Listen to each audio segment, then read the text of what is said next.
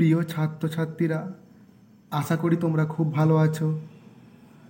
আজ আমি আইসিএসই বোর্ডের দ্বিতীয় ভাষা বাংলার একটি গুরুত্বপূর্ণ ছোট গল্প মানিক বন্দ্যোপাধ্যায় রচিত অসহযোগী গল্পটি নিয়ে আলোচনা করব।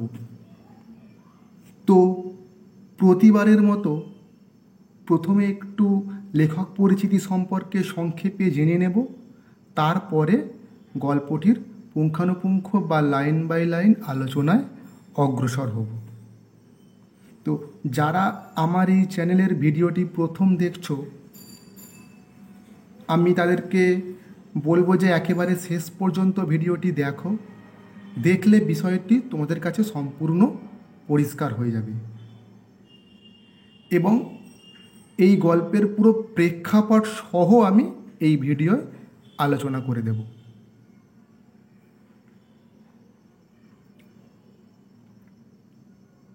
তো প্রথমেই দেখো, তোমাদের যে বোর্ডের যে বইটি আছে, বাংলা বইটি, এখানে যে লেখক পরিচিতি সম্পর্কে দিয়েছে, এই লেখক পরিচিতিটা তোমরা বেশ ভালো করে পড়ে নেবে। সংক্ষেপে মোটামুটি এখানে দেওয়া আছে, তবুও এর বাইরে আমি কিছু গুরুত্বপূর্ণ তথ্য তোমাদের আমি দিচ্ছি। দেখো, লেখকের নাম মানিক বন্দ্যোপাধ্যায়। এনার কিন্তু প্রকৃত নাম মানিক বন্দ্যোপাধ্যায় নয়, প্রকৃত নাম প্রবোধ কুমার বন্দ্যোপাধ্যায়, কিন্তু ইনি বাংলা সাহিত্যে বেশি পরিচিত মানিক বন্দ্যোপাধ্যায় নামেই। তো ইনি ছোটবেলা থেকেই সাহিত্যের প্রতি বিশেষ আগ্রহী ছিলেন। তো যাই হোক, ইনি প্রেসিডেন্সি কলেজে অঙ্কে অনার্স নিয়ে ভর্তি হয়েছিলেন এবং বন্ধুদের সঙ্গে বাজি রেখে তিনি বলেছিলেন যে তিনি বিচিত্রা পত্রিকায় গল্প ছাপাবেন। আসলে তৎকালীন 1928 সাল নাগাদ যখন তিনি প্রেসিডেন্সি কলেজে পড়ছেন, সেই সময় বিচিত্রা পত্রিকা ছিল বাংলা সাহিত্যের একটি বিশিষ্ট পত্রিকা। সেই পত্রিকায় সাধারণত খুব প্রথিতযশা লেখক লেখিকাদেরই গল্প ইত্যাদি ছাপানো হতো। তো উনি বন্ধুদের সঙ্গে বাজি রেখে একটি গল্প লিখে ফেললেন, তার নাম দিলেন অতসী মামি গল্পটি, এবং মানিক বন্দ্যোপাধ্যায় এই নাম দিয়ে বিচিত্রা পত্রিকার অফিসে পাঠিয়ে দিলেন। যদিও গল্পটি 4 মাস পরে ছাপা হয় এবং সেই খবরটি শুনে মানিক বন্দ্যোপাধ্যায় প্রবোধ কুমার বন্দ্যোপাধ্যায় বেশ উৎফুল্ল হয়েছিলেন এবং তারপর থেকে তার যাবতীয় সব সাহিত্যকর্ম তিনি মানিক বন্দ্যোপাধ্যায় নামে লিখেছেন এবং উনাকে এই নামে সবাই চেনে।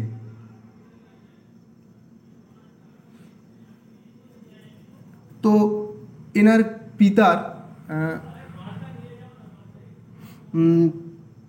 পিতার যে চাকরি ছিল সেটা বিভিন্ন কর্মসূত্রে বিভিন্ন জায়গায় বদলি হতো। তো সেই কারণে পিতার সঙ্গে বিভিন্ন জায়গা ঘোরার অভিজ্ঞতা এনারও হয়েছিল মানিক বন্দ্যোপাধ্যায়ের। তো সেই সুযোগে তিনি বাংলা বিভিন্ন জায়গার তাদের মানুষদের জীবনচর্চা সম্পর্কে একটা বিশেষ ধারণা এই মানিক বন্দ্যোপাধ্যায়ের গড়ে ওঠে এবং সেইগুলি তার লেখা গল্প উপন্যাসে আমরা পাই।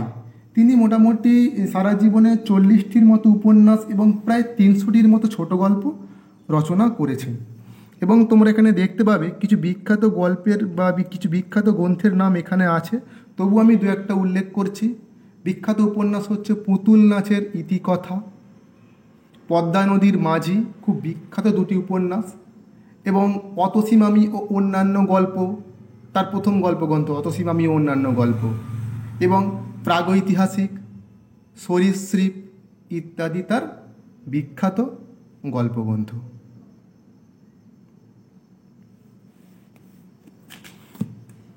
তো তিনি মূলত ফ্রয়েডীয় মনঃসমীক্ষণ তত্ত্ব ও মার্ক্সীয় মতবাদের দ্বারা প্রভাবিত ছিলেন।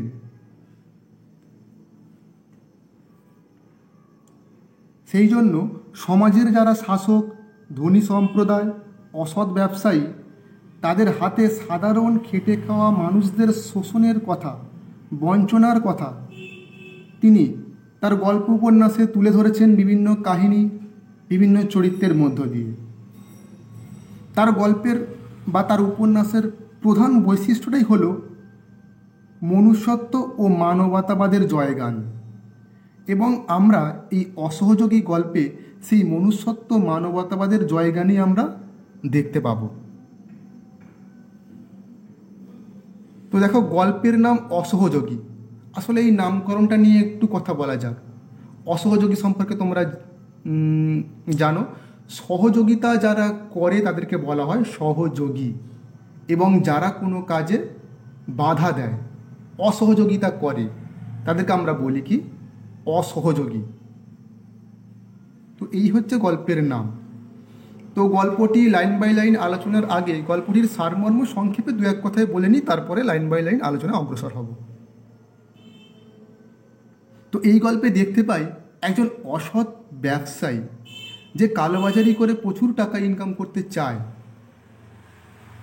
তার ছেলে খুব দুষ্টু ছিল বলে সে তার পিস্তুত ভগ্নিপতির কাছে ছেলেকে মানুষ করতে পাঠায়, এবং দেখা যায় যে তিনি তার ছেলেকে, অর্থাৎ রমেনকে, মানে কালো ব্যবসায়ী যে কালোবাজারি করে যে ব্যবসা করে, তার ছেলেকে বেশ ভালো মতনই মানুষ করে পাঠিয়েছেন, এবং মানুষের মতো মানুষ করে পাঠিয়েছেন। সে বাড়ি এসে দেখতে পায় যে গ্রামের মানুষেরা নিরন্ন, দুবেলা দুমুঠো খেতে পায় না, অথচ তার বাবা কালোবাজারি করার জন্য, বেশি দামে গুদামজাত চাল বিক্রি করার জন্য তিনি কি করছেন না, তার গুদামে বা স্টোর রুমে সব চালগুলো জমা করে রেখেছেন, এবং সেই চালগুলো সে বেশি দামে বিক্রি করতে চায়। এটা দেখে মানুষের মতো মানুষ হওয়া ওই ছেলেটি রমেন একদম থাকতে পারল না। প্রথমে তার বাবাকে বলল যে চালগুলো কম দামে বিক্রি করে দিতে,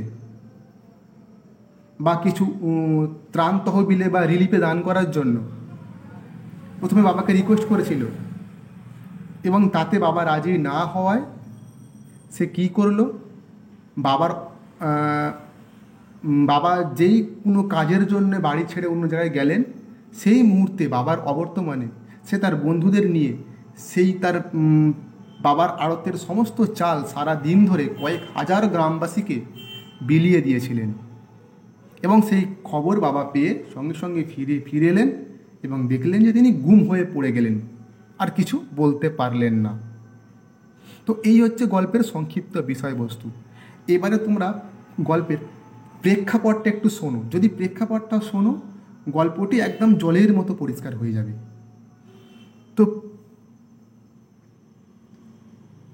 তো তোমরা জানো 1939 সাল থেকে 1945 সাল পর্যন্ত দ্বিতীয় বিশ্বযুদ্ধ চলেছিল।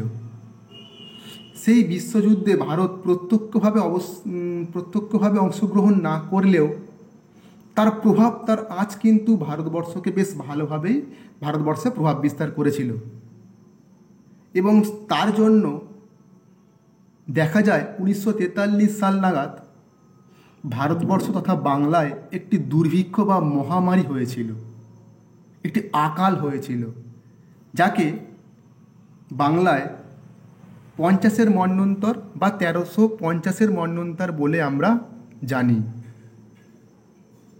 ইংরেজি সন হচ্ছে 1943।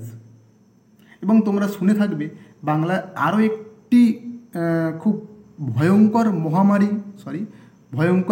দুর্ভিক্ষ, ভয়ঙ্কর আকাল বাংলায় শুনেছো তোমরা।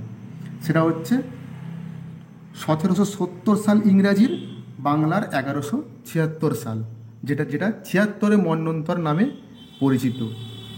আসলে 1350 সাল বা ইংরেজির 1943 সালে যে দুর্ভিক্ষ বা আকাল হয়েছিল, সেটা কিন্তু সম্পূর্ণ প্রকৃতির দোষে নয়। এই গল্পে উল্লিখিত একজন হর্ষনাথ যে কালোবাজারি করে টাকা ইনকাম করতে চায়, তার মতো প্রভূত কালোবাজারি ব্যবসায়ীর জন্য কিন্তু আকাল বা দুর্ভিক্ষের সৃষ্টি হয়েছিল। কারণ এরা এরা কম দামে চাষিদের থেকে সমস্ত শস্য কিনে নিয়ে গুদামজাত করে একটি বাজারে একটি কৃত্রিম অভাবের সৃষ্টি করেছিল, যার ফলে দুর্ভিক্ষ ভয়ঙ্কর আকার ধারণ করেছিল। এবং সেই দুর্ভিক্ষের ফলে যারা গ্রামের খেটে খাওয়া মানুষ, যারা মাটি কর্ষণ করে মাথার ঘাম পায়ে ফেলে ফসল ফলায়, তারাই কিন্তু এই আকালের সময়, এই দুর্ভিক্ষের সময় চরম ভোগান্তির শিকার হয়েছিল। কারণ তাদের অভাবটাই সব থেকে বড় হয়ে দেখা গিয়েছিল এই খেটে খাওয়া মানুষদের। এবং যে চাল তারা উৎপাদন করতেন, যে চাল তারা তৈরি করতেন, যাদের মাঠে সেই চাল হতো, যে ধান হতো, সেই চাল কিন্তু তারা খেতে পেত না, শহরের বাবু মানুষেরা খেতেন। এবং তার ফল ভুগতে হতো গরিব খেটে খাওয়া কৃষকদের।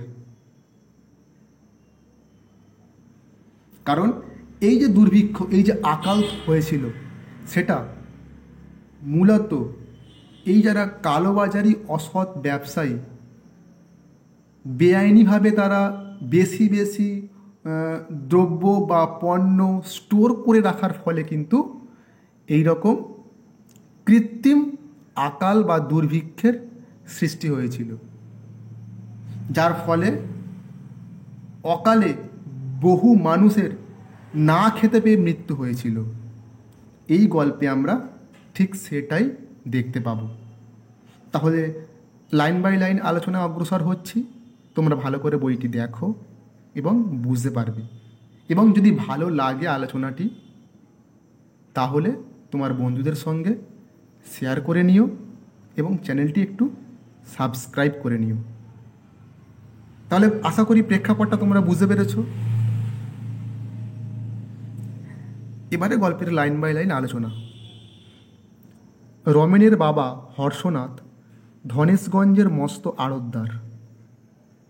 বছরখানেক আগে রমেনকে সে তার পিস্তুত ভগ্নিপতি সূর্যপদর কাছে পাঠিয়ে দিয়েছিল, ছেলেটাকে একটু শান্তশিষ্ট ভদ্র বানাবার আশায়। দেখো, রমেনের বাবা হর্ষনাথ ধনেশগঞ্জের মস্ত আড়তদার। ধনেশগঞ্জ মানে একটা জায়গার নাম, মস্ত মানে বিশাল, আড়তদার মানে হচ্ছে যেখানে সাধারণত পাইকারি দামে মালপত্র বিক্রয় হয়, সেই জায়গাটাকে সাধারণত আমরা আড়ত বলে থাকি। এবং ওই যে পাইকারি দামে যারা মালপত্র বিক্রয় করে তাদেরকে বলা হয় আড়তদার। তাহলে তোমরা বুঝতেই পারছো একটু বড় ব্যবসায়ী, সেই জন্যই বলছেন আড়তদার। এবং সেই হর্ষনাথ তার ছেলে রমেনকে 1 বছর আগে সে তার পিস্তুত ভগ্নিপতি, অর্থাৎ পিসির মেয়ের যে বর, সে সূর্যপদর কাছে পাঠিয়ে দিয়েছিল। কেন না ছেলেটাকে একটু শান্তশিষ্ট ভদ্র বানাবার আশায়। দেখো, রমেন একেবারে মারাত্মক রকম দুরন্ত হয়ে উঠেছিল। কিছুতেই সে তার সঙ্গে এঁটে উঠতে পারছিল না। 2-3 বার কোর্টে পর্যন্ত তাকে দৌড়াতে হয়েছিল ছেলের জন্য। মানে হয়তো খুব দুরন্তপনা করেছে, সেই জন্য কেউ হয়তো কোর্টে কেস করে দিয়েছে রমেনের নামে। সেই কেস মেটাবার জন্য হর্ষনাথকে কোর্টেও যেতে হয়েছিল। শেষে রমেন যখন একদিন ম্যাজিস্ট্রেট মিস্টার বসুর ছেলেকে মেরে রক্তারক্তি করে দিল, তখন সে পরিষ্কার বুঝতে পারল যে এ ছেলেকে সামলে চলা তার সামর্থ্য নয়। এ ছেলে তার সর্বনাশ করবে। যুদ্ধের বাজারে কতভাবে কত কামাচ্ছে, ম্যাজিস্ট্রেট সাহেবকে চটালে রক্ষা আছে। দেখো, গুরুত্বপূর্ণ লাইন, যুদ্ধের বাজারে কতভাবে কত কামাচ্ছে।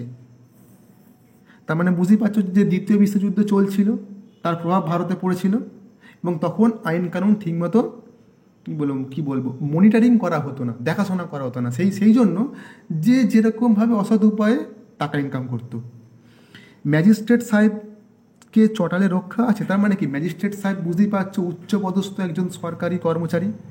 তো তাদেরকে তো বিভিন্ন কি বলবো উপঢৌকান বা আমরা পাতি বাংলায় যদি ঘুষ বলি, তো তাদেরকে ঘুষ দিয়ে সাধারণত ব্যবসায়ীরা তাদের কালোবাজারি কাজ করে থাকেন। তো সেই জন্য বলছি, যদি তার ছেলেকে যদি মেরে রক্তারক্তি কেউ করে দেয়, তাহলে সে যদি হর্ষনাথের ওপর যদি রাগান্বিত হয়ে যায়, যদি রেগে যায়, তাহলে কি হর্ষনাথ কালোবাজারি করে টাকা ইনকাম করতে পারবে? সেই জন্যই তার ছেলেকে শান্তশিষ্ট বানানোর জন্য হর্ষনাথ পাঠিয়েছিল সূর্যপদর কাছে। দেখো তারপরে দামি দামি ভেট নিয়ে সে শটান গিয়ে হাজির হলো একেবারে ম্যাজিস্ট্রেট সাহেবের বাড়িতে। ভেট মানে উপহার। মার খাওয়া ছেলেটির জন্যই উপহার রইল 200 টাকার। তাহলে বুঝতে পারছো যে 200 টাকার উপহার মানে সেই সময়ে 200 টাকার মূল্য কত বেশি। আজ থেকে প্রায় 1946 সাল নাগাদ গল্পটি লেখা হয়, আজ থেকে প্রায় 78-76 বছর আগে। লুটিয়ে পড়ল মিসেস বসুর পায়ের তলে, প্রার্থনা করল রমেনের নিস্তার। রমেনের নিস্তার মানে রমেনের মুক্তির, রমেনকে পরিত্রাণ দেওয়ার জন্য, রমেন যে দোষ করেছে তা থেকে রমেনকে মুক্তি দেওয়ার জন্য রমেনের বাবা প্রার্থনা করলো। ছেলের সম্বন্ধে কী ব্যবস্থা করবে আগেই ভেবে ঠিক করে ফেলেছিল, তাই বিনা দ্বিধায় জানিয়ে দিল যে ভয় পেয়ে রমেন কোথায় পালিয়ে গেছে, ফিরে এলে খুঁটিতে বেঁধে তাকে চাপগে লাল করে দেবে। আসলে এই মিথ্যা বাক্যটি রমেনের বাবা হর্ষনাথ ওই ম্যাজিস্ট্রেট বসুর ওয়াইফকে খুশি করার জন্য বললেন। দেখো তারপরে সেই দিনই রমেনকে নিয়ে সে কলকাতা রওনা হয়ে গেল। খুব গুরুত্বপূর্ণ লাইন, ছেলেকে সূর্যপদর জিম্মা করে দেওয়ার জন্য, অর্থাৎ সূর্যপদর কাছে রেখে দেওয়ার জন্য। রমেনের মা একটু আপত্তি করেছিল, উনি স্বদেশি টদেশি করেন শুনেছি, খোকাকে আবার না বিগড়ে দেন। দেখো রমেনের মা কেন আপত্তি করেছিল, ওই যে সূর্যপদ উনি নাকি স্বদেশি টদেশি করেন শুনেছি, খোকাকে আবার না বিগড়ে দেন। স্বদেশি টদেশি মানে হচ্ছে, তো সেই সময় তো ভারত পরাধীন ছিল, ইংরেজদের তখন নিয়মকানুন চলতো ভারতে। তো দেশকে ভালোবেসে যারা ইংরেজদের বিরুদ্ধে মূলত আন্দোলন করতেন, সেই আন্দোলনটাকে সাধারণত এখানে বলা হয়েছে স্বদেশি টদেশি। অর্থাৎ তাহলে বুঝতে পারছো, স্বদেশি যারা করে, অর্থাৎ ইংরেজদের বিরুদ্ধে আন্দোলন যারা করে, তারা কি সুস্থভাবে বা ভালোভাবে তারা সংসারে থাকতে পারে? কারণ যে কোনো মুহূর্তে ইংরেজদের পুলিশ তাদেরকে গ্রেপ্তার করতে পারে। সেই জন্য হর্ষনাথ বলেছিল, স্বদেশি না ছাই, জেলে যেত না স্বদেশি করলে। ওসব টাকা উপায় ফিকির। টাকা উপায়ের ফিকির মানে টাকা উপায়ের কি বলো মতলব আর কি, বা উপায়, টাকা উপায়ের ফিকির বা মতলব। ছেলেদের নিয়ে দলটল সমিতি টমিতি করে চাঁদা তুলবার জন্যে মাস্টারিতে কি কারো পেট চলে? এটা কিন্তু সত্যি কথা যে সেই সময় মাস্টারি কাজে কিন্তু বেশি টাকা পয়সা পাওয়া যেত না। সেই জন্য হর্ষনাথের যুক্তি হচ্ছে যে ওই সূর্যপদ নাকি দলটল করে ইংরেজদের বিরুদ্ধে আন্দোলন করার জন্য তাকে টাকা পয়সার প্রয়োজন আছে, সেই টাকা পয়সার জন্য নাকি চাঁদা তুলতেন এবং সেই চাঁদাটা নাকি নিজের পেট চালাতেন। যদিও তথ্যটি সঠিক নয়, আমরা পরে পাব।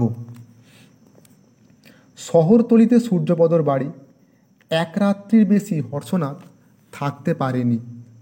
তার কত কাজ ধনেশগঞ্জে। সূর্যপদকে সব জানিয়ে অনুরোধ করেছিল, ছেলেটাকে তোমায় মানুষ করে দিতে হবে ভাই, শুধরে দিতে হবে। এই লাইনটা খুব গুরুত্বপূর্ণ। সূর্যপদকে অনুরোধ করেছিল, ছেলেটাকে তোমায় মানুষ করে দিতে হবে ভাই, শুধরে দিতে হবে। কারণ প্রচণ্ড দুরন্তপনা করে, তো প্রচণ্ড কী বলবো দুরন্তপনা করে, একে অপরের প্রচুর ক্ষতি করে। সেই জন্য ছেলেটিকে শান্ত করে দিতে হবে আর কি। সূর্যপদ হেসে বলেছিল, দেব, ছেলেকে তোমার মানুষ করে দেব। এই লাইনটাও গুরুত্বপূর্ণ। দেখো যেই লাইনগুলো আমি গুরুত্বপূর্ণ বলে আন্ডারলাইন করছি, সেইগুলো পারলে তোমরাও একটু আন্ডারলাইন পরে করে নেবে, বা এই ভিডিও দেখতে দেখতে পজ করে নিতে পারো। কারণ সাধারণত এই লাইনগুলি থেকেই পরীক্ষায় প্রশ্ন আসে।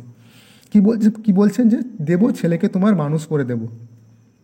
একটা শর্ত করেছিল সূর্যপদ, এই যে দেখো কি শর্ত তার জন্য সূর্যপদ করেছিল মানুষ করার জন্য।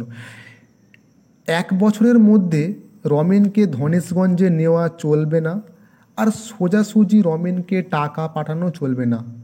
মানে রমেনের হাতে সোজাসুজি টাকা দেওয়া যাবে না, কারণ সেই টাকা রমেন হাতে পেলে সে নিজের ইচ্ছা মতো খরচ করবে, তাহলে সে খারাপ কাজে হয়তো খরচ করতে পারে, সেই জন্য বলছে। হর্ষনাথ রাজি হয়ে ফিরে গিয়েছিল। দেখো এই শর্তে কিন্তু হর্ষনাথ রাজি হয়ে ফিরে গিয়েছিল। প্রশ্ন আসতে পারে যে সূর্যপদ কি শর্ত দিয়েছিল হর্ষনাথকে রমেনকে মানুষ করে দেওয়ার জন্য।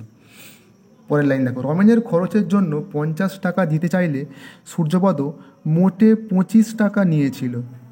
ভাবো মানে কতটা সৎ মানুষ, 50 টাকা দিতে চেয়েছিল কিন্তু নিয়েছে মোটে 25 টাকা। কেন দেখো, বলছিল আমি গরিব মাস্টার, তোমার ছেলের খরচ চালাবার ক্ষমতা আমার নেই, কিন্তু 25 টাকার বেশি খরচ ওর লাগবে না। দেখো 25 টাকার বেশি যেহেতু খরচ ওর মাসে লাগবে না, সেই জন্য মাত্র 25 টাকাই নিয়েছিল, যতটুকু প্রয়োজন ততটুকুই নিয়েছিল। পরের মাসে হর্ষনাথ 50 টাকা পাঠিয়েছিল, মানে যেহেতু বড় লোক বেশি টাকা আছে সেই জন্য পাঠিয়েছিল। কয়েকদিন পরে 25 টাকা ফেরত আসায় খুশি হয়ে রমেনের মাকে বলেছিল, না লোকটি সত্যিই ভালো, ছেলেটাকে শুধরে দিতে পারবে বলে মনে হয়। খুব গুরুত্বপূর্ণ লাইন, বলছে যে লোকটি সত্যিই ভালো। হর্ষনাথ ভাবছে যে যেহেতু যতটুকু প্রয়োজন ততটুকুই নিচ্ছে, বেশি এক্সট্রা কিছু দাবি করছে না, এই দেখে হর্ষনাথের মনে হয়েছিল লোকটি সত্যিই খুব ভালো, ছেলেটাকে শুধরে দিতে পারবে, অর্থাৎ ভালো করে দিতে পারবে। 1 বছর পর পুজোর ছুটিতে রমেন বাড়ি এলো। দেখো তাহলে কবে আসছে বাড়ি? 1 বছর পর। তার পরিবর্তন দেখে প্রথম কদিন হর্ষনাথ পরম খুশি, যেমন চেহারায়, কথায়, ব্যবহারেও। তেমনই সে শান্তশিষ্ট ভদ্র হয়ে এসেছে। উস্কো খুস্কো ঝাঁকড়া চুল, ছোট ছোট করে ছাঁটা, কিন্তু তাও আঁচড়ানো। জামা কাপড় সস্তা দামের, কিন্তু দিব্যি পরিষ্কার পরিচ্ছন্ন। তাহলে তোমরা বুঝতে পারছো নিশ্চয়ই, সে কিন্তু তেমন আর দুরন্ত, তেমন আর তার যে কাদা ধুলো গায়ে মাখা ছেঁড়া জামা, মাথার চুল ঠিক ময়লা, ঠিক সেরকম কিন্তু আর নেই, সে পুরোপুরি চেঞ্জ হয়ে গেছে। মুখখানা হাসি খুশি, কথা মিষ্টি, চালচলন নম্র। নম্র মানে কি বলবো, বেশ ভদ্র, কোনো অহংকার করে কারোর সঙ্গে কথা বলে না, বেশ বড় বড় করে কারোর সঙ্গে কথা বলে না, এরকম আর কি।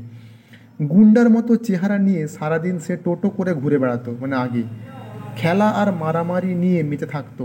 এমনই সে চঞ্চল ছিল 1 বছর আগে। অকাজের পর অকাজ না করলে তার স্বস্তি ছিল না, মানে একটার পর একটা অকাজ, খারাপ কাজ সে করে যেত। একটা কথা কোনোদিন সে কারো শুনতো না, সে চাপল্য শয়তানি আর অবাধ্যতা কোথায় উড়ে গেছে। মানে মানে রমেনার সেরকম চাপল্য শয়তানি অবাধ্যতা তার কিছু নেই, সেগুলো কোথাও পরিবর্তন হয়ে গেছে। চাপল্য মানে হচ্ছে তোমার ঔদ্ধত্য বা অস্থিরতা, সেইগুলো রমেনের মধ্যে আর নেই, সেই অস্থিরতা। তারপরে দেখো,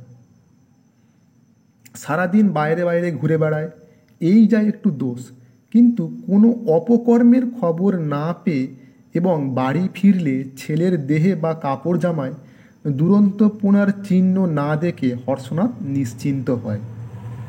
মানে যেহেতু আগের মতন আর মারামারি রক্তারক্তি কারোর সঙ্গে ফিরছে না, সেই জন্য হর্ষনাথ বেশ নিশ্চিন্ত মনে আছে।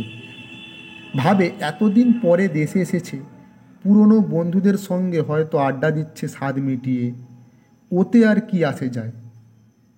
ওতে আর কি আসে যায় মানে যেহেতু কারো কোনো ক্ষতি করছে না, কারো থেকে কোনো বাজে রিপোর্ট পাচ্ছে না হর্ষনাথ, সেই জন্য হর্ষনাথ বেশ খুশিতেই আছে। তারপরে দেখো, দিন 7 পরেই কিন্তু তার মনে খটকা লাগে, এই লাইনটাও গুরুত্বপূর্ণ। দিন 7 পরেই তার মনে খটকা লাগছে। খটকা মানে হচ্ছে তোমার সন্দেহ, সন্দেহ বা আশঙ্কা বলতে পারি আমরা। আড়ত থেকে ভাত খেতে বাড়ি ফিরে দেখে কি 100-3 দুর্ভিক্ষের কাঙালি, মেয়ে পুরুষ ছেলে বুড়ো বাড়ির পাশে ফাঁকা বটগাছতলায় পাত পেতে ভাত খাচ্ছে। পরিবেশন করছে রমেন আর তারই বয়সী 25-30টি ছেলে। দেখো মানে একদিন হর্ষনাথ আর কি বাড়ি ফিরে দেখলেন যে এরকম 300 দুর্ভিক্ষের কাঙালিকে খাওয়াচ্ছে তার 30-25 জন বন্ধু মিলে। কাঙালি মানে সাধারণত ওই গরিব মানুষ যারা খেতে খেতে পায় না এখানে, তাদেরকে বলা হচ্ছে, গ্রামের গরিব মানুষদেরকে।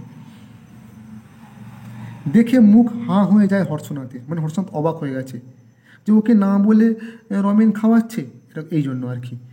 বাড়ির ভিতরে ধপাস করে বসে পড়ে ছেলেকে সে ডেকে পাঠায়। এসব কি হচ্ছে, মানে এগুলো কি, কোত্থেকে টাকা পয়সা পেলো আর কি, কেন এগুলো খাওয়াচ্ছে সেই জানতে চাইছে। রমেন তখন উৎসাহে ফুটছে, মানে রমেনের মনে তখন খুব দারুণ আনন্দ আর উত্তেজনা, যেহেতু ওদেরকে খাওয়াচ্ছে, ভালো লাগছে। কোনো গরিব মানুষকে খাওয়ালে দেখবে আমাদেরই নিজের মনের মধ্যে খুব ভালো লাগে, তো সেটাই রমেনের হচ্ছে। ওদের খাওয়াচ্ছি বাবা, কত হিসেব করে খাওয়াতে হচ্ছে জানো, কদিন ধরে খায় না, বেশি খেলেই মরবে, তা কি বোঝে বেটারা। সবাই চেঁচাচ্ছে আরও দাও আরও দাও, সামলানো দায়। আসলে রমেন এসব নিজের উৎসাহের সঙ্গে বাবাকে এই কথাগুলি বলছে আর কি। চাল ডাল সব পেলি কোথায়? মা দিয়েছে। রমেনের মা ভয়ে ভয়ে বললেন, আহা আবদার ধরেছে, খাওয়াক না, সবাই বলছে, আশীর্বাদ করছে, ভালো হবে ভালো হবে। দেখো খুব গুরুত্বপূর্ণ লাইন, ওর মা বলছে যে আহা আবদার ধরেছে, খাওয়াক না, মানে কাদের খাওয়াচ্ছে? সেই শতিনেক দুর্ভিক্ষের কাঙালি মানুষদেরকে, গ্রামের গরিব মানুষদের খাওয়াচ্ছে। কেন খাওয়াচ্ছে না, রমেনের মায়ের কাছে আবদার করেছে ওই চাল ডাল গুদাম ঘর থেকে দেওয়ার জন্য, সেই জন্য রমেনের মা দিয়েছে। কেন দিয়েছে না, সবাই বলছে খাওয়ালে ভালো হবে। আসলে আমরা তো জানি যে লোকের উপকার করলে আমাদেরও ভালো হয় আর কি, সেই জন্য ভালো হওয়াচ্ছি, মানে কথাটা রেগে মেগোর বাবা বলছে, রমেনের বাবা হর্ষনাথ বলছে ভালো হওয়াচ্ছি। বাড়ির ভাড়াটাই প্রায় ছোটোখাটো একটা গুদাম ঘর। ভাড়ার ঘর মানে হচ্ছে সাধারণত যেখানে ওই খাওয়ার ওই চাল ডাল মশলাপাতি যে ঘরের স্টোর করে রাখা হয়, সাধারণত তাকে ভাড়ার ঘর বলা হয়। সেটাই কি বলছে, একটা গুদাম ঘর মানে স্টোর রুম আর কি। আগে হর্ষনাথ রমেনের মার কাছ থেকে ভাঁড়ারের চাবি সংগ্রহ করলো, তারপর বটতলার খাওয়া শেষ হলে সকলকে হাঁকিয়ে দিল। দেখো, মানে হর্ষনাথ তার নিজের স্ত্রীকেও কিন্তু আর ভালো চোখে দেখছে না। স্ত্রীর প্রতি সন্দেহবশত তার স্ত্রীর কাছ থেকে সে চাবিটা নিয়ে নিল এবং তারপরে সমস্ত কাঙালি মানুষদেরকে তাড়িয়ে দিল। মানে এরকম একজন বাজে মানসিকতার মানুষ আর কি হর্ষনাথ। আধার নেমে এলো রমেনের মুখে, মানে রমেনের মুখটা বেশ সংকুচিত হয়ে গেল, মুখটা ছোট্ট হয়ে গেল, মুখটা কালো হয়ে গেল। কারণ রমেন তো তাদেরকে নিমন্ত্রণ করেছিল খাওয়ার জন্য, সে তো ভাবেনি যে তার বাবা এইভাবে ওই নিমন্ত্রিত মানুষদেরকে তাড়িয়ে দেবে। কারণ কি বলবো, নিমন্ত্রিত অতিথি মাত্রই আমাদের কাছে দেব ভব, আমরা অতিথিকে সাধারণত দেবতার সম্মানের চোখে দেখি। রমেন যেহেতু শিক্ষিত হয়ে মানুষের মতো মানুষ হয়ে বাড়ি ফিরেছে, তাই রমেন কখনোই চাইতো না, রমেন কখনো ভাবতেই পারেনি যে তার বাবা এইভাবে সকলের সামনে সবাইকে তাড়িয়ে দেবে। বলছে, সে বললে আমি ওদের 7 দিন রোজ খাওয়াবার কথা বলেছি বাবা, তারপর ওরা গাঁয়ে ফিরে যাবে। তাহলে বুঝতে পারছো হয়তো পার্শ্ববর্তী গ্রাম থেকে এসছে, 7 দিন রমেন খাওয়াবে, মানে যতটুকু রমেনের সামর্থ্য আছে রমেনের বাবার গুদাম ঘর থেকে মালপত্র নিয়ে, তারপর ওরা গাঁয়ে ফিরে যাবে। পরের পৃষ্ঠা দেখো, চুপ কর বেয়াদব কোথাকার, 7 দিন ধরে খাওয়াবে, আমাকে ফতুর করার মতলব, মানে 7 দিন ধরে খাইয়ে ওকে ফতুর করার মতলব, অর্থাৎ ফতুর মানে এখানে ব্যাংকাপ্ট বা দেউলিয়া। দিন যায়, প্রতিদিন চারদিকে ক্ষুধিতের কান্না হু করে বেড়েতে থাকে। রমেন আর হাসে না, খেতে বসে ভাত ছড়িয়ে উঠে যায়, দুধ পড়ে থাকে দুধের বাটিতে, সন্দেশ পিঁপড়ে খায়। আসলে এইগুলো কেন হচ্ছে? রমেন তো একজন মানুষের মতো মানুষ হয়ে ফিরেছে, সহ নাগরিক বা একই গ্রামের মানুষ দুবেলা দুমুঠো না খেতে পেয়ে মারা যাবে, অথচ তাদের গুদামে তাদের স্টোর রুমে অগাধ চাল ডাল আছে, সেগুলো তারা পাবে না। চোখের সামনে রমেন এগুলো দেখতে পাবে কি করে? এইগুলো সত্যি তো একজন শুভবুদ্ধি সম্পন্ন মানুষ কি দেখতে পারে চোখের সামনে যে তাদের কাছে চাল ডাল থাকা সত্ত্বেও একজন তার একই গ্রামের মধ্যে বা পার্শ্ববর্তী গ্রামে মানুষ না খেতে পেয়ে মারা যাচ্ছে। সেই জন্য রমেনও মুখে খাবার তুলতে পারছে না। তাদের তাদের মুখের দিকে চেয়ে, তাদের কথা চিন্তা করে। হর্ষনাথ রাগ করে বলে, কি জ্বালা বাপু, কেন হয়েছে কি? সবাই না খেয়ে মরে যাবে, তুমি কিছু করবে না বাবা? মানে সত্যিই তো, যাদের সেই সময় ধরো টাকা পয়সা আছে তাদের তো করা উচিত, আসলে কি করে করবে? এই দুর্ভিক্ষ সৃষ্টির জন্য তো এরাই দায়ী। এরাই তো দুর্ভিক্ষটাকে ডেকে এনেছিল ইচ্ছা করে, বেশি করে চাল ডাল বেআইনিভাবে মজুত করে কৃত্রিমভাবে যে দুর্ভিক্ষটা ডেকে আনা, সেটা তো হর্ষনাথের মতন কালোবাজারি মানুষদের জন্যই হয়েছে। তো এরা আবার মানুষের জন্য কেন ভাবনা চিন্তা করবে? এরাই তো মূল দোষী। দিলাম যে 20 মণ চাল রিলিফ, অর্থাৎ ত্রাণের জন্য 20 মণ চাল হর্ষনাথ দিয়েছে। এখানে মণ বলে মানে 40 কেজিতে 1 মণ হয়। আসলে গ্রামের দিকে এই ধান চাল এর হিসাবটা মূলত মণেতেই হয়। 40 কেজিতে 1 মণ চাল, তার মানে বুঝতেই পারছো 20 মণ মানে 40 ইন্টু 20 মানে প্রায় 800 কিলো চাল দিয়েছে। কিন্তু এই 800 কিলো চালই কিন্তু খুব কম হর্ষনাথের কাছে, মানে এতই বড় হর্ষনাথ ব্যবসায়ী ছিলেন। 20 মণ, তোমার আড়তে হাজার হাজার মণ চাল রয়েছে, তাহলে বুঝতেই পারছো কত বড় ব্যবসায়ী। সবাই ছিছি করবে বাবা, সবাই আমায় ঘেন্না করছে তোমার ছেলে বলে। চুপ কর বেয়াদব কোথাকার। দুদিন রমেনকে খুঁজে পাওয়া যায় না। রমেনের মা কেঁদে কেটে অস্থির হয়। মনে মনে যথেষ্ট শঙ্কিত হলেও হর্ষনাথ বাইরের মুখ গম্ভীর করে থাকে। শঙ্কিত মানে খুব ভয় পাচ্ছে ওর মা, যে ছেলে হয়তো কিছু করে বসেনি তো বাবার এরকম কর্মকাণ্ডের জন্যে। সেই জন্য রমেনের মাও রমেনের কথা ভেবে গম্ভীর হয়ে থাকছে। রাগে ভয়ে দুশ্চিন্তায় তার মেজাজটা বিগড়ে যায়। ভাবে রমেন ফিরলে মেরে তাকে আর আস্ত রাখবে না। দুদিন পরে রমেন ফিরলে তার চোখের চাউনি দেখে দুটো ধমক দিতেও কিন্তু তার সাহস হয় না। মানে যতই হোক হর্ষনাথ বাবা তো, তো তার চোখের মুখের দিকে চেয়ে তার চোখ মুখ এমন শুকিয়ে ছোট হয়ে গেছে, মারা তো দূরের কথা, ধমক দিতেও ভয় পাচ্ছে রমেনের বাবা হর্ষনাথ। কেমন এক খাপ ছাড়া অদ্ভুত দৃষ্টিতে রমেন আজকাল তার দিকে তাকাতে আরম্ভ করেছিল। দেখে তার কেমন ভয় ভয় করে। কোথায় গিয়েছিলি না বলে? রমেনের বাবা প্রশ্ন করছে রমেনকে, যে কোথায় গিয়েছিলি না বলে? রমেন উত্তর দিচ্ছে, অনাথবাবুর সঙ্গে সাঁতগায়ে। এবার নামটা মনে রাখবে, খুব গুরুত্বপূর্ণ তো গল্পের ক্ষেত্রে, তোমরা পাবে পরে। বলছে অনাথবাবুর সঙ্গে সাঁতগায়ে, মানে সাঁতগায়ে মানে একটা জায়গার নাম। অনাথবাবুর সঙ্গে? তার পরম শত্রু অনাথবাবু।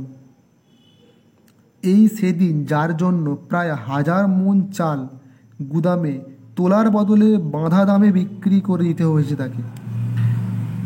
বাঁধা দামে মানে যে দামে কিনেছিল হর্ষনাথ, ভেবেছিল প্রচুর টাকা লাভ করবে, সেই দামে নয়।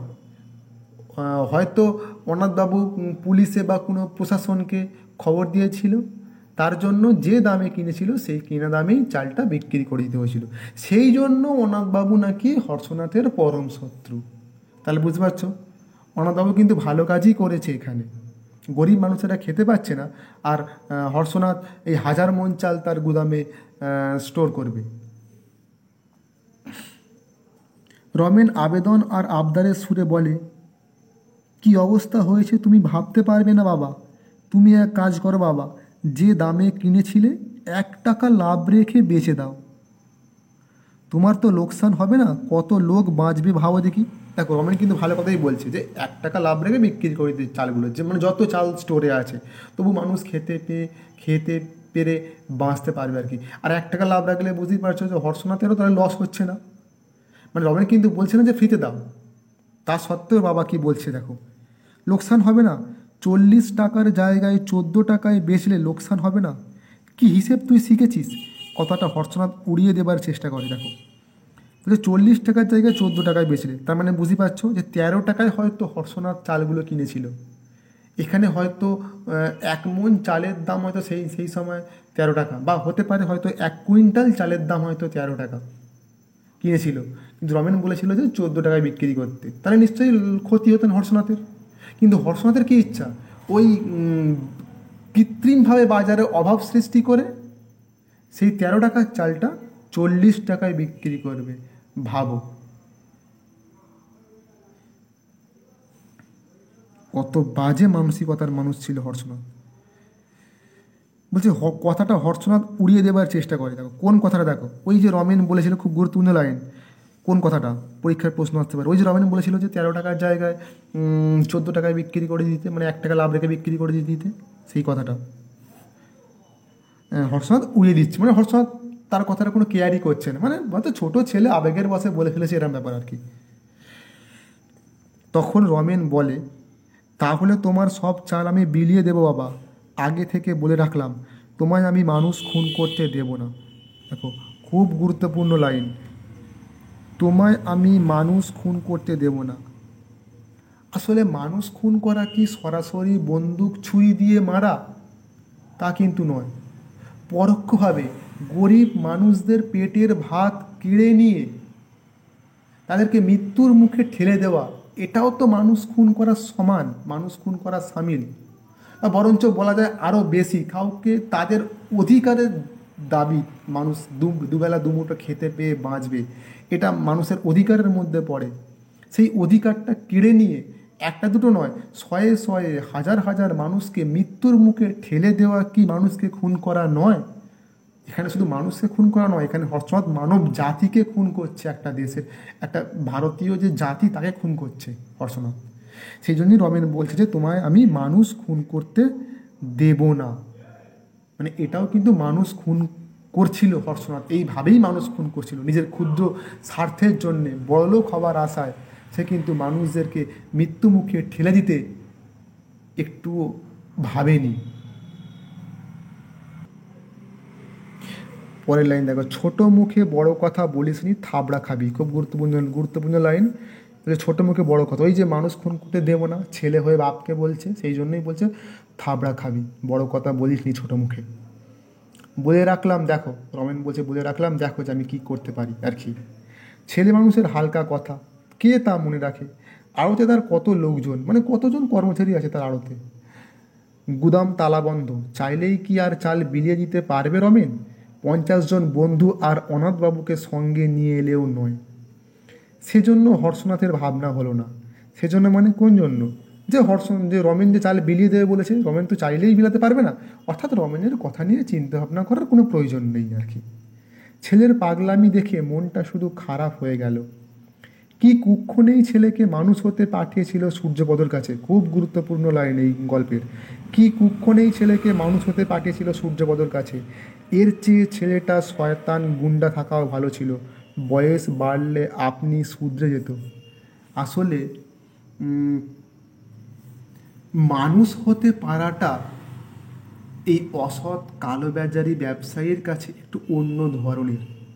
সাধারণত আমাদের কাছে মানুষ হতে পারা মানে কি, একজন মানুষের মতো মানুষ হওয়া, অর্থাৎ মানুষের বিপদে আপদে থাকবে, যতটা সম্ভব মানুষকে সেবা করবে, যতটা সম্ভব মানুষের পাশে গিয়ে দাঁড়াবে, তার খারাপ সময়ে তার পাশে গিয়ে দাঁড়াবে, এটাই তো মানুষের মতো মানুষ হওয়া। কিন্তু হর্ষনাথের কাছে মানুষের মতো মানুষ হওয়া আসলে ব্যবসায়িক বুদ্ধিকে কাজে লাগিয়ে মুনাফা লোঠা, যেটা হর্ষনাথ চেয়েছিল। হর্ষনাথের কাছে এই বেশি টাকা ইনকাম করাটাই হচ্ছে, সে অসৎ পথই হোক আর যে পথেই হোক, বেশি টাকা ইনকাম করাটাই মানে হচ্ছে আসল মানুষ হওয়া। সেটা কিন্তু হয়নি। এই জন্যে হর্ষনাথ বলছে যে গুন্ডা থাকাও ভালো ছিল, মানে গুন্ডা থাকলেও হয়তো আর এইভাবে তার বাবার চাল টাল বিলিয়ে দিত না। সেটাই বলছে যে বয়স বাড়লে আপনি হয়তো শুধরে যেত, মানে বয়স বাড়লে হয়তো আপনি ওই হর্ষনাথের লাইনে চলে যেত আর কি, মানুষকে মৃত্যুর মুখে ঠেলে দিয়ে মুনাফা লাভ করতে পারত।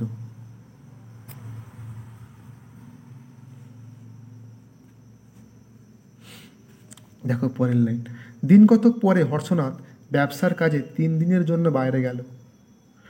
আড়তে বলে গেল রমেন এসে গোলমাল করলে যেন ভালোভাবে সুদ শাসন করে দেওয়া হয়, আর অনাথ এসে হাঙ্গামা করলে যেন সোজা পুলিশ ডেকে ধরিয়ে দেওয়া হয়।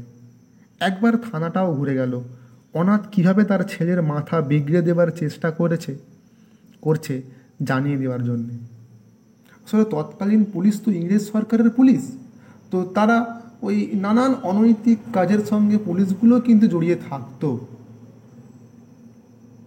তারপরে দেখো, পরদিন সকালে আড়তে ও আড়তের সামনে হই হই কাণ্ড শুরু হয়ে গেল। নিতাই চরণ আড়তের প্রধান কর্মচারী, দেখো নামটা মনে রাখবে, নিতাই চরণ আড়তের প্রধান কর্মচারী, বাবু নেই বলে আড়ত খুলে লোক পাঠিয়ে নিজে একটু বেলা করে হেলতে দুলতে এসে দেখে কি প্রায় প্রায় 100-5 লোক জমা হয়েছে আড়তের সামনে। তাড়াতাড়ি ভিতরে ঢুকিয়ে নিতাই চরণের চক্ষু স্থির, অর্থাৎ চোখের পাতা পড়ছে না আর কি, মানে যা দেখছে সেটা নিতাই চরণকে অবাক করে দিয়েছে। আড়তের যে কোণে 1000 টিন তেল ছিল পরশু পর্যন্ত, সেখানে মেঝেতে তেল আর ময়লার পুরু পাঁকের উপরেই আড়তের সবাই বসে আছে। তফাতে হর্ষনাথের দুনলা বন্দুক হাতে দাঁড়িয়ে রমেন, মানে ওর বাবার বন্ধুটা রমেন নিয়ে দাঁড়িয়ে আছে আর কি। কেন দেখো, রমেনের সমবয়সী ছেলেতে আড়ত বোঝাই। আসুন নিতাই কাকা, গুদামের চাবিটা দিন তো। মানে যেহেতু চাবিটা নিতাই কাকার কাছে, প্রধান কর্মচারী, সেই জন্য তার থেকে চাবিটা চাইছে প্রথমে। যেহেতু ওই গুদাম ঘরের সামনে 100-5 লোক দাঁড়িয়ে আছে, ওই 100-5 লোক হচ্ছে কাঙালি গ্রামের গরিব মানুষ, তাদেরকে নিশ্চয়ই ডাল দেওয়ার জন্য রমেন বলেছে, সেই জন্যেই চাবিটা ওর নিতাই কাকার থেকে সংগ্রহ করছে। চাবি কোথায় পাবো? চাবি তোমার বাবার কাছে। তাহলে ওখানে গিয়ে বসুন, দরজা ভাঙতে হবে। রমেনের এক বন্ধু তার হাত ধরে নিয়ে গিয়ে তেল গাদায় ধপ করে বসিয়ে দেয়। রমেন বলে, এই বন্দুক নিয়ে একজনের ঠ্যাং খোঁড়া করে দিয়েছিলাম, মনে আছে তো? কেউ কোনো ফন্দি ফিকির চালাকি করবার চেষ্টা করবেন না, সত্যি সত্যি কিন্তু গুলি করব। মানে ওই যে আড়তে 50 জনের মতন কর্মচারী আছে, তাদেরকে বন্দুকের ভয় দেখিয়ে, মানে গুলি করার ভয় দেখিয়ে তাদেরকে সাইড করে দিচ্ছেন আর কি। কারণ তারা যদি রমেনের কাজে বাধা দেয়, ওই 50 জন কর্মচারী, তাহলে রমেন তার কাজ নিজের মতন করে করতে পারবে না, অর্থাৎ গ্রামের গরিব মানুষদেরকে সে চাল ডাল বিলিয়ে দিতে পারবে না আর কি। সেইখানে দাঁড়িয়ে থেকে রমেন ওদের পাহারা দেয় সকাল থেকে সন্ধ্যা পর্যন্ত। 150 ছেলে গুদাম থেকে চাল বার করে বিতরণ করে।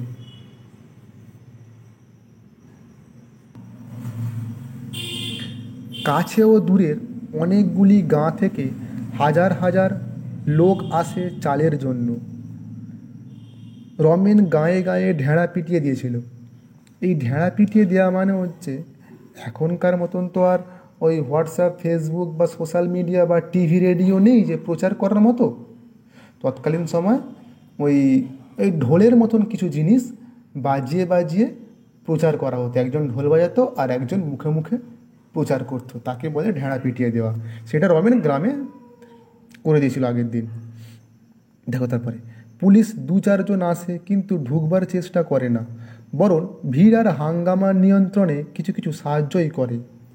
ভোরে রমেন নিজে গিয়ে থানায় খবর দিয়ে এসেছিল তার বাবা আজ চাল বিতরণ করবেন। দেখো সুন্দর কথা বলছে, রমেন নিজে খবর দিয়েছে তার বাবা চাল বিতরণ করবেন থানায় গিয়ে। সেই জন্য থানার লোক আর কিছু বলেনি, তারা বরঞ্চ ভালো কাজই করেছে যে লাইনগুলো সামলেছে। এই মর্মে বড় বড় কয়েকটা ইস্তাহারও আড়তের বাইরে টাঙিয়ে রেখেছিল।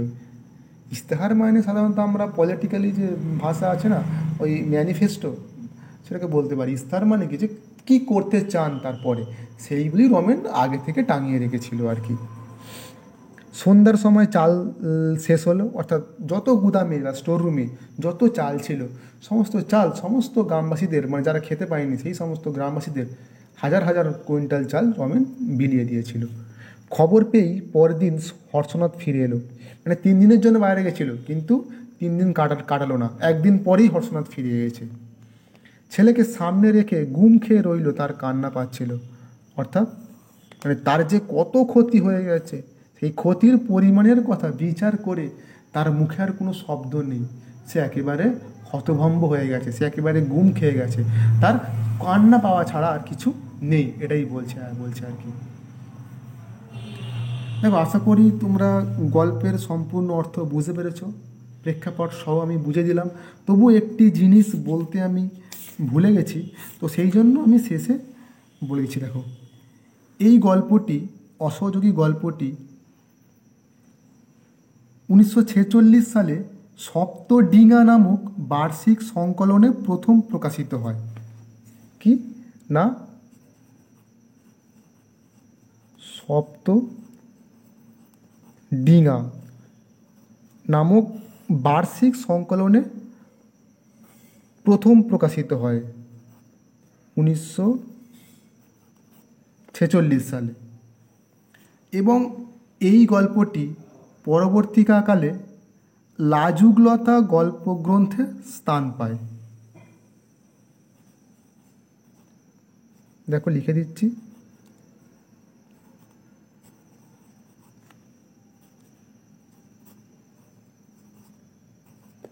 যেটি 1954 সালে প্রকাশিত হয়। তো আশা করি প্রিয় ছাত্রছাত্রীরা, তোমরা গল্পটির সম্পূর্ণ অর্থ বুঝতে পেরেছো। ভালো লাগলে চ্যানেলটি সাবস্ক্রাইব করে তোমার বন্ধুদের সঙ্গে আলোচনাটি শেয়ার করে নাও, যাতে তোমার বন্ধুদেরও অনেক উপকার হয়। আর যদি কোনো প্রশ্ন থাকে তো কমেন্টে জানাতে পারো, কোনো ভিডিও লাগলে তো তোমরা কমেন্টে বলতে পারো, আমি আশা করব যথাযথ উত্তর দেবার। তাহলে আজকে এখানেই শেষ করছি। আবার দেখা হবে এরকম কোনো গুরুত্বপূর্ণ বিষয়ের আলোচনায়।